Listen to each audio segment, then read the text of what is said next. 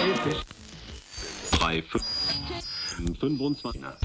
this week's episode, we discuss the ups and downs of celebrating or not celebrating Christmas in a non-Christmas country. So if you're getting homesick for Christmas dinner and mistletoe, you'll hopefully find some comfort on this episode of the Bangkok Podcast.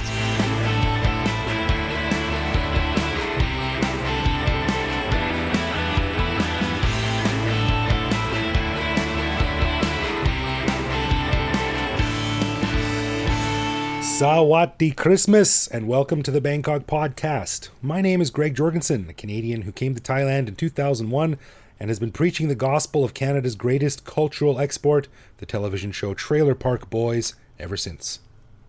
Amen to that. And I met Knuth, an American who came to Thailand on a one-year teaching contract 17 years ago, fell in love with going down Bangkok sois and finding out they were dead ends. All right, well, before we start, we want to give a huge thanks to all of our patrons who support the show. And for more info on how you can join this cool and exclusive club, just head over to the support page on bangkokpodcast.com. Right, and one of the sweet things our patrons get is an unscripted, uncensored bonus episode every week where we talk about tons of different stuff. We just finished recording this week's bonus show. We chatted about a recent, very unfortunate violent crime in Bangkok. But we also talked about the alarming number of Bangkok streets that end in dead ends compared to other big cities, which might help to explain the crazy traffic here in Bangkok. Yeah, it's one of about 30 different reasons why traffic is so bad. Right.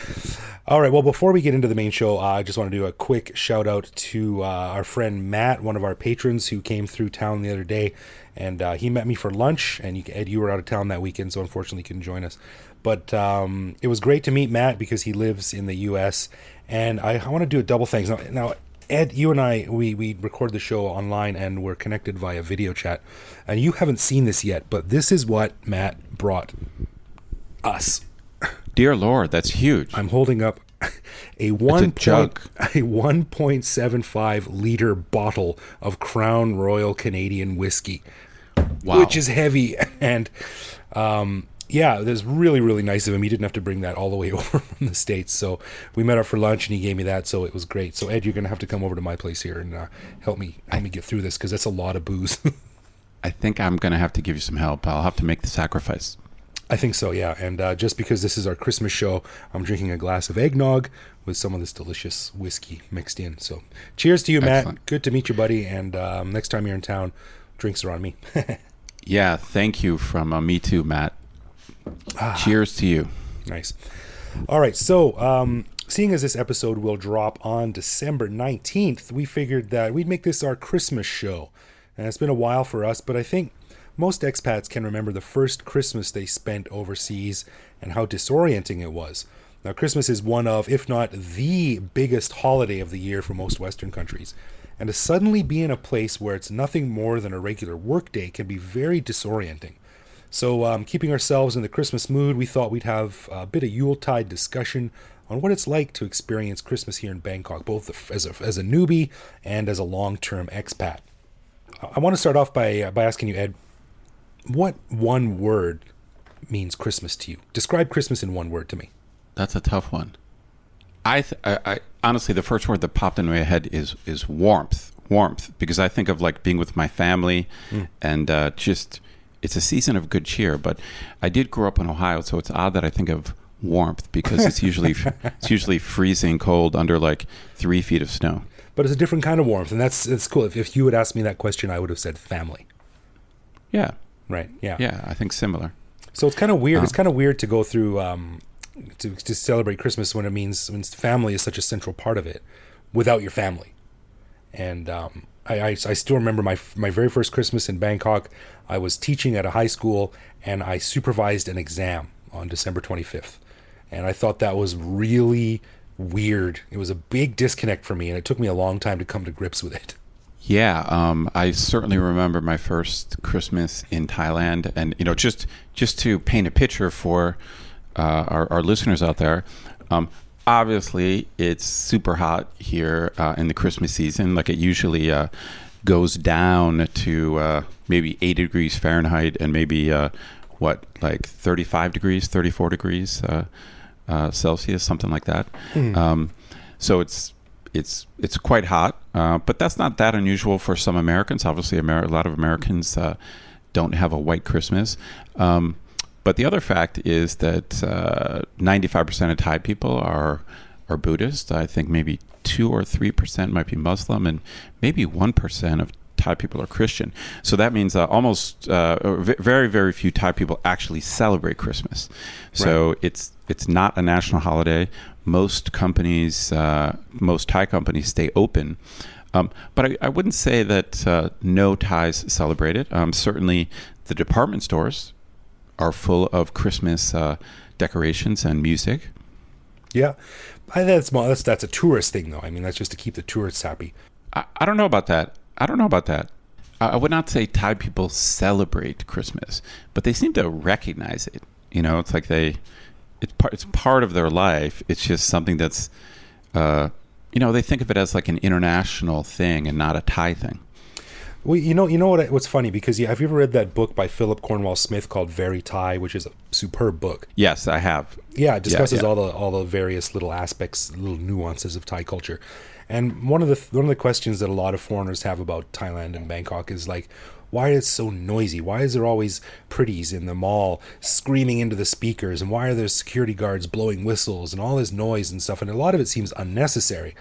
But I remember reading in the book, and it kind of put everything into focus for me. And it said that for Thais, the noise, the flash, the activity, it means stuff's happening. Like, you got to be there. Like, this is where the action is, And I think that carries over to Christmas, because Christmas is all about gaudy decorations and colors and lights and Christmas carols. And I think that kind of dovetails pretty nicely with this sort of Thai love of lights and action and noise and ostentatiousness. Interesting. Certainly it is about consumerism, and these are malls that are just trying to get you to spend more money or to buy gifts. And a lot of it, I think, is tourists. But do you think if we went to like a purely Thai mall, do you think they would have no Christmas stuff up? You mean if we went to like some Tesco up in Nakhon Nowhere or something like that? Yeah. I guess that's one. Yeah, something like that. Like, what if we were not in Bangkok? That's a good and question. You went to a Thai mall? It's a good question. Maybe some of our listeners, if you're out there in maybe a smaller town in Bangkok, let us know if there are Christmas decorations in the Thai malls. Yeah, I'm curious. Obviously Santa's not going to visit, and kids aren't going to line up to sit on his lap or anything. But I don't know. I think most stores probably would have a tree up or something like that. Like, seems like a relatively low impact thing to do, to add a little bit of pizzazz to your store or something like that. But now let me ask you this: do you think that there are Thai Buddhist families who basically celebrate Christmas just as a purely secular thing? Have you ever heard of that? I figure some of them must do it. Imagine if you're a Thai kid, but in an international school. So that's a popular thing for Thais to send their kids speak English better. Mm-hmm. I wonder if they adopt any Western like holidays along with the language. Yeah, that's interesting. And I'm kind of in a weird position to talk about this, because I have never observed Christmas in Bangkok.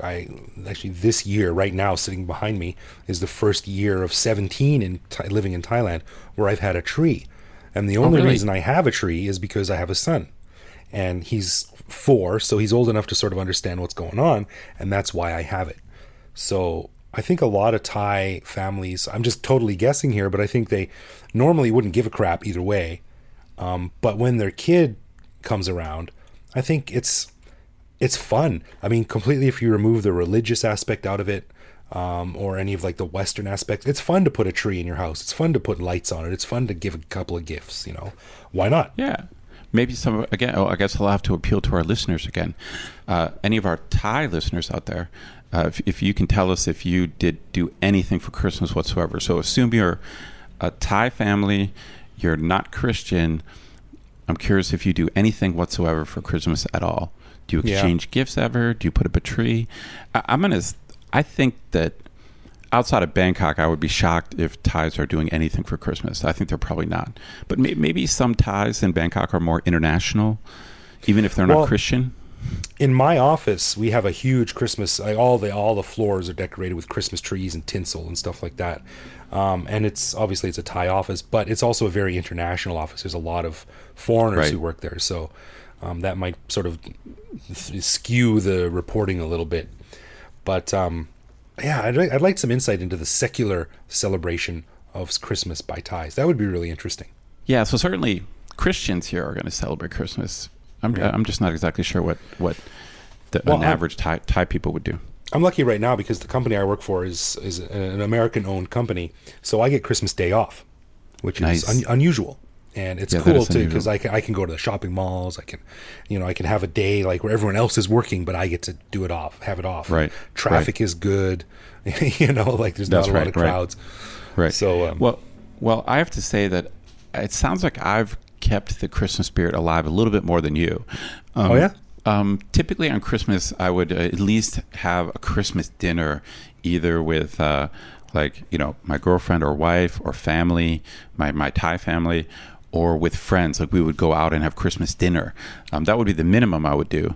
And then I would say about half the years I've been here, I've gone to the trouble to put up a tree, and it's usually it's usually me and my girlfriend or wife who would be exchanging gifts. Do you have to decide which one you're going to spend the night with? Yeah, that's right. Well, I meant my wife when she was my girlfriend. I see. Okay. I'm glad we clarified that. So I usually feel like I'm not doing much for Christmas, because it's obviously way less than it is in the States, but I feel like I've kept it alive. The embers, the embers are still there. That's interesting because traditionally I haven't done jack for Christmas. I haven't celebrated it at all. My wife and I don't buy presents for each other. I don't generally go out and have Christmas dinner. Probably mostly because I'm cheap and it's just expensive. I have to correct you. Because you said you don't do anything. But many years now, I have watched Die Hard with you as a Christmas ritual. Okay, yeah, you're right. That is a Christmas ritual for me. That is a Christmas ritual, but it's not your traditional Jesus observant. Right. Well, it's Greg's version of Christianity. Watch Die Hard on Christmas, dude. This year I've got the Die Hard. I've also got the Die Hard director's commentary, which I've never heard before. Oh, incredible! Watch that. I've also got a Die Hard coloring book. I got Die Hard the Die Hard storybook done in the style of 'Twas a Night Before Christmas. I hope the Die Hard coloring book is for your son and not for you. Well, I'll let you. I think you know the answer to that. And I'm not sure if you saw it on Facebook. Actually, maybe I'll post this to our Facebook page on the podcast. I don't think I did, but I made a Die Hard Christmas ornament. I put it on the tree. I'm ready, man. It's my Christmas. Well, I better get invited over for the director's commentary. I'd like to hear that. Yeah. Okay. You're invited. There we go. Done. Cool. Well, I feel like on last week's show, I moaned and groaned a lot and was kind of sad and apologetic for how bad I am at keeping in touch with people. But I'm going to have to say, even though now it's 2 weeks in a row, that I do get it kind of sad over the holidays here. Do you really? I do. I mean, so it sounds like you just blow through it and you're just like, whatever. But I don't know. It's like I miss not being home because I know my family is together and and I know what it's like, and I can picture in my mind like my sisters and my in-laws and my nieces and nephews, and I'm not there. Oh, that's interesting. Maybe I'm just dead inside. I'm not sure now that you've got me questioning this, but of course I miss Christmas. Maybe I'm just dead inside. It's possible. It's very possible. I don't know. It's just I've never really missed it because if my family can't be around, then there's really just no point. And I don't know. I've never really given it that much of a thought. My default position is if I'm not at home, there's no point in even thinking about it. Well, that's probably a better way to think about it. But it's it's such a big deal back home, and I've never gone back. So I've been here 18 years. I've never gone back over Christmas because it's always the worst time to travel. The airfare is the most expensive. Everything's so crowded. So I've never gone back over Christmas.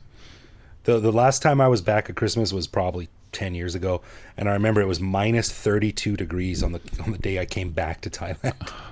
Nightmare. And it was like in my rear view, I was so happy to see the snow. I was like, never again. So yeah. But as I was reading a couple of websites and blogs and things for this episode, just seeing what's out there, I found an interesting comparison between how Buddhists think of Christmas and what, by extension, they would think of Jesus. Because there's no getting around Christmas without a little bit of Jesus thrown in there, whether or not you believe in him or not. No doubt. What I found was that this quote that I copied from a website I went to was interesting, and it said, "Without speaking to the spiritual context, we believe Jesus exemplified was what those in the Mahayana Buddhist tradition called bodhisattva. A bodhisattva is one that forgoes their own benefit to help others and has compassion, kindness, and love for all beings." I mean, that's kind of a common theme through a lot of religions, I think, but it's an interesting parallel between Buddhism and Christianity. Yeah, this is an old discussion, the commonalities or connections between Jesus and Buddha. So I think that there's kind of this broad question of the message of Buddhism and the message of Jesus, and they're both religions built on like love and compassion and not thinking about yourself first. So there's some obvious parallels. But I don't know if you're familiar with this, and I'm no expert on it, but I did remember reading something about it, so I quickly Googled it. And historically, there is a claim, I don't know how credible it is, a story that possibly Jesus, as a young man, possibly traveled to India. Really? Have you ever heard this claim?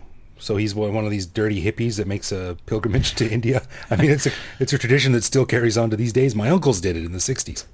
Well, Jesus was kind of a hippie. He does have kind of a hippie image with the long hair. Yeah, I guess so. So what's the story? No, I think that, so first off, I don't think this is a super credible claim, but it's interesting nonetheless. And my understanding is that in the life of Jesus, there's information in the Bible about Jesus as a boy, and there's information about Jesus when he begins to preach, which I think is around age 30. And then there's a big gap in between. So the Bible doesn't reveal like much about Jesus as a teenager or young man. And so I think there's a bunch of stories to fill in the gap, like these so-called like lost years. And one claim is that there is a Hindu scripture that describes like a visiting guru. And that one theory is that this is Jesus, let's say, in his 20s, and he gets exposed to Hindu or Buddhist ideas, kind of essentially Eastern philosophy, and then eventually he returns and begins preaching, because the Bible is strangely silent about this, I think, 18 or 20-year gap in Jesus' life. Right.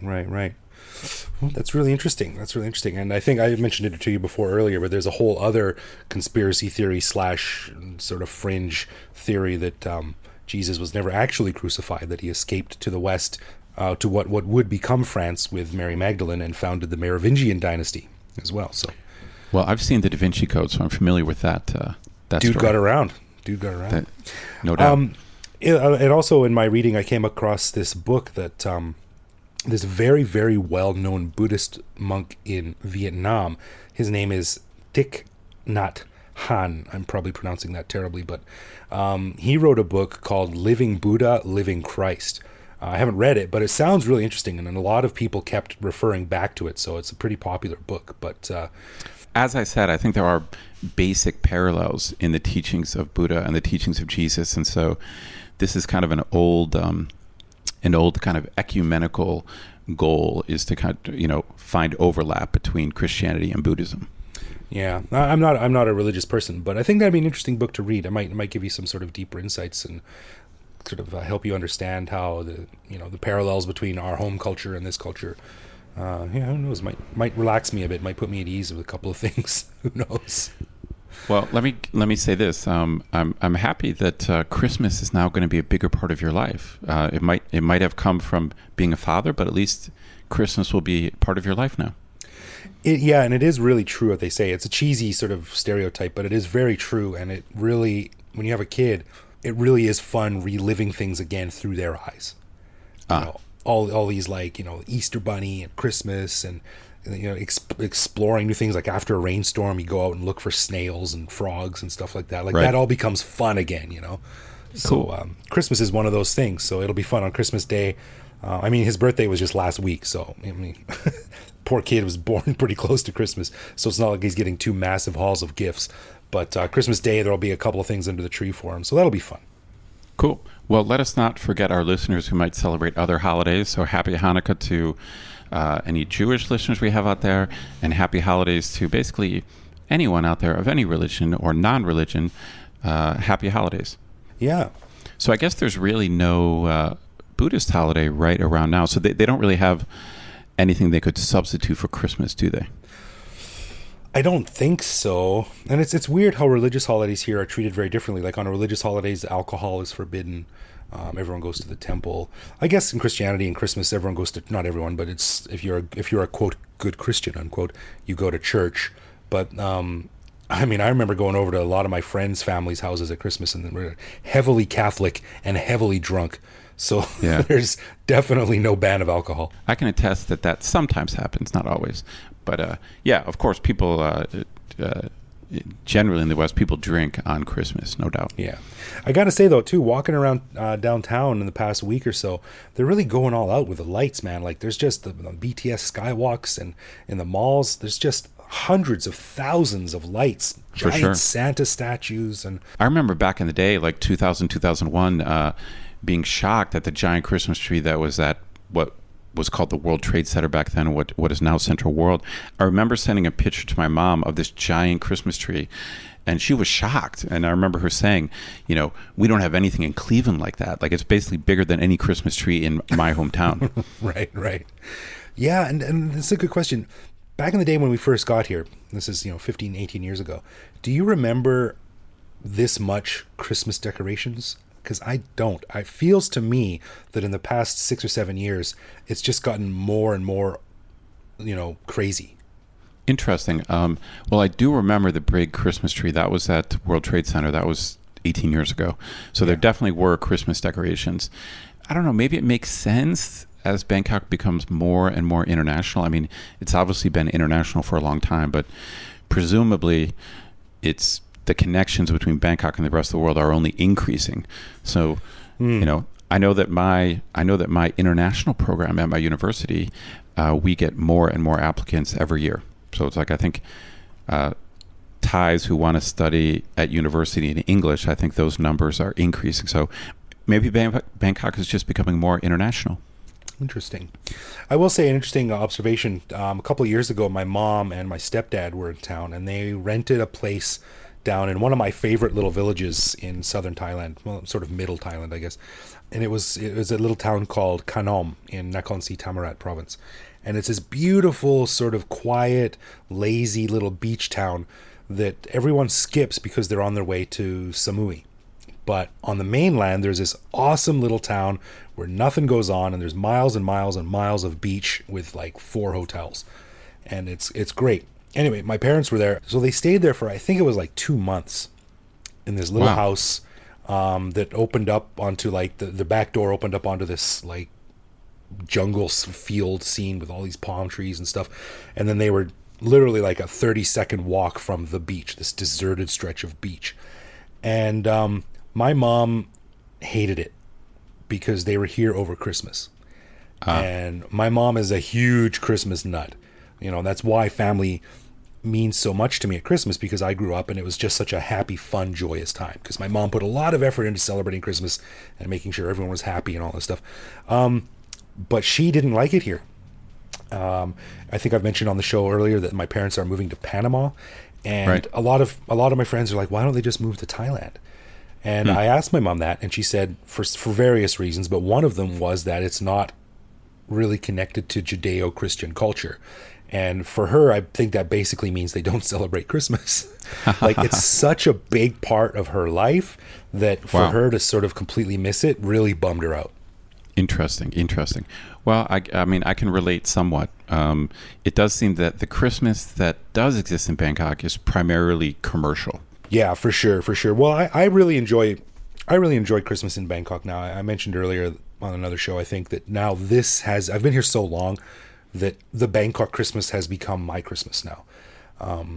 I still miss how I used to do it with my family, but I've been here long enough now that, slightly cooler weather and lights on the BTS skywalks put me in the Christmas spirit, or at least as much of a Christmas spirit as one can expect living in Bangkok. So, And there's always Die Hard. That always puts you in the Christmas spirit. There is always Die Hard, yeah. Well, with that out of the way and my eggnog almost done, Merry Christmas to you, Ed, and Merry Christmas to our listeners. I hope it's a good one. Happy holidays, everybody. All right, let's get into some love, loathe, or leave, and that's where one of us surprises the other guy with a particular aspect of living in Bangkok, which we then discuss and decide if it's something that we love about living here, loathe about living here, or hate so much makes us want to leave forever. And this week, it's my turn. All right. Now, Ed, this might be a strange one for you because you are a vegetarian, but you weren't always a vegetarian, so you will know what I'm talking about. What do you think when you order a particular type of noodles, usually kwetiaruga, the boat noodles, and a lot of times it comes with that cube, two cubic centimeters of hardened blood jelly? Whoa. Well, I'm glad you brought this up because, yes, for many years in Bangkok, I was not a vegetarian, and I specifically remember not knowing what that stuff was. So this might require some explanation. Basically, as Greg pointed out, it's like a cube, like a gelatinous cube. It looks like Jell-O. Yeah, it's like dark brown Jell-O, and it actually shows up in a bunch of different dishes. And I mean, you've kind of let the cat out of the bag. The listeners already know that it's actually coagulated cow's blood. Yeah. Yeah, but it's not apparent what it is. Like it doesn't obviously look like blood. And, when it's mixed in with a bowl of noodles, you can't isolate its flavor. But I can tell you this. When I ate meat, I was a huge meat eater. Absolutely love eating meat. I still love the flavor of it, even though I haven't had it in a while. But I was pretty disgusted by the whole blood thing. Yeah. So maybe I wasn't a hardcore carnivore where I just wanted to be eating blood. So this is definitely a low. It was a big turnoff when I found out coagulated blood was in my noodle soup. Yeah, I kind of got to agree with you. I've eaten it and it hasn't totally turned me off, but it's just the consistency. You put it in your mouth and it kind of gooshes around and breaks down into this jelly, and all you're thinking of is that's just pure blood. I'm eating blood. Yeah, I don't know what they do. I don't know what they do with it. I don't know if they boil it or how it ends up getting so coagulated. But it's one of those things. It's better left not talked about. It's better left unsaid. It's kind of like I think of it like a hardcore piece of parsley. Like it's there and it makes it sort of dances things up a little bit, but maybe just put that off to the side and forget about it. Yeah. The less you know about it, the better. Yeah, I think so. So loathe from me, I've never liked it. Never liked it. Yeah, I got to go loathe just on the symbolic abstract level. It's a loathe. Abstract loathe. All right. Before we wrap up, I'd like to give a special thanks to all of our patrons who support the show. As everyone knows, we don't run ads or have sponsors, so we really do appreciate the support we get from our patrons. And if you want to get in touch with us, it's easy. Bangkok Podcast on social media, bangkokpodcast.com on the web, or simply bangkokpodcast@gmail.com.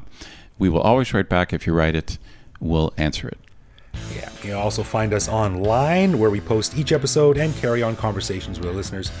Someone just sent me a tweet tonight actually asking how to find us online, and I sent him the QR code to scan with his Line app. So if you have any questions about that, just hit us up and we'll put you in touch with our Line QR code and you can join the club.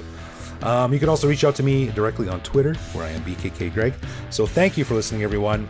We will see you next week and have a Merry Christmas. Thanks, everybody. Happy holidays.